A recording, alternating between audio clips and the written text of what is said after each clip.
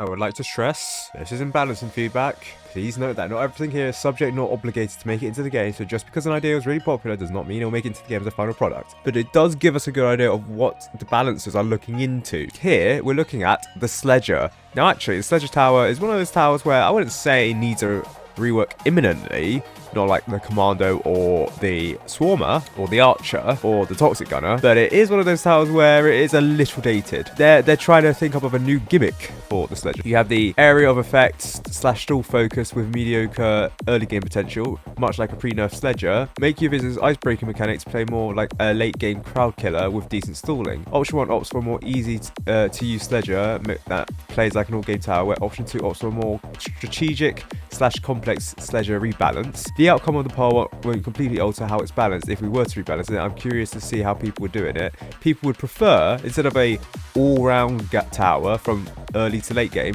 they're thinking of a late game tower. People want a late game tower apparently, which is unusual for a event tower, I must say, because event towers usually have their own niches, and not all of those niches are technically late game. So Gladiator, no. Commando can be used the late game, but is, I'd say, more option to be a early mid game tower. Not necessarily early game because of its price, but definitely in the mid game because of the its high cost efficiency. Then late game, maybe, but I'd say there are other towers because of its limit to 12. Slasher, to be fair, I don't know what to make of the Slasher. It's good high DPS, but late game, because it doesn't have stun stop, it's not really that great for that. So I'd say definitely mid game. Frost Blaster, to be fair, even with the update, does anyone still use the Frost Blaster? I mean, it's very good in the max hits in the cost efficient department, but you can port it in the early game and then do it in the mid game.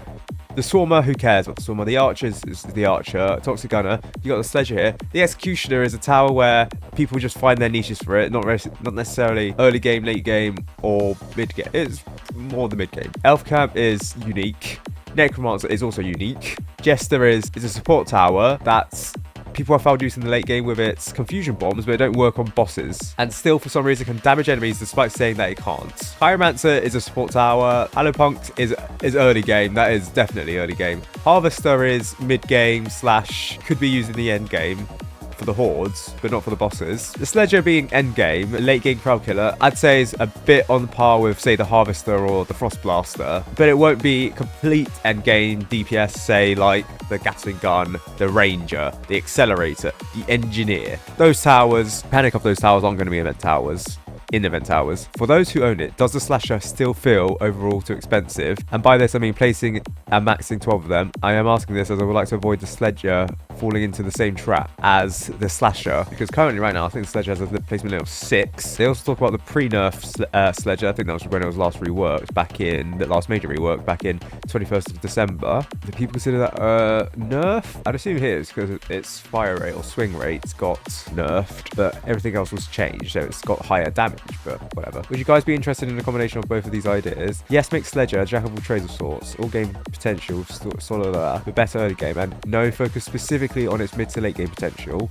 I would like to clarify that its all your options does not mean it will have high DPS, but rather it will play like a strong late game aero effect tower, similar to something like the Electroshocker. Yeah, people have been sleeping on the Electroshocker. The Electroshocker is actually very good if the enemy doesn't have no energy, and even if it has no energy, it's still okay enough to get by as a support tower.